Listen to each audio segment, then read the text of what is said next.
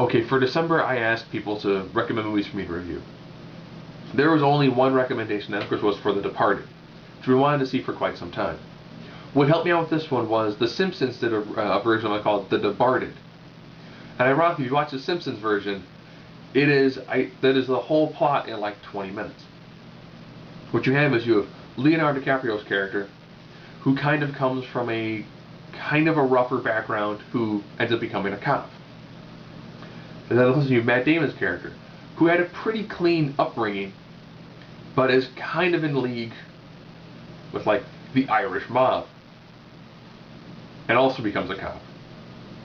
So both characters actually are the exact opposites of each other.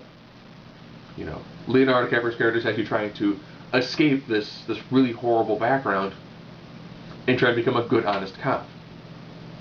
He then gets flipped by Marky Mark and Martin Sheen to become the undercover mole in Jack Nicholson's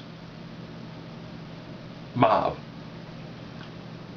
Everybody actually does a ridiculous job. Jack, fantastic job. Alec Baldwin, never let say this, fantastic job. Marky Mark, you know, fantastic over the top Boston cop. You know, Martin Sheen, Matt Damon. This is just a really beautifully done movie. So while you have Leonardo DiCaprio as the cop in the mob side, Matt Damon is a higher up who's kind of like, the FBI liaison, who's feeding all this information to Jack Nicholson's character.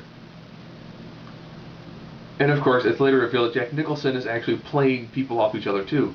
So every single character is pretty much working both sides, if not three sides of the exact same coin. The first hour is just the build-up of two characters. The second hour is primarily all plot driven. The last like half an hour probably could have gotten dragged out for like to 40 minutes.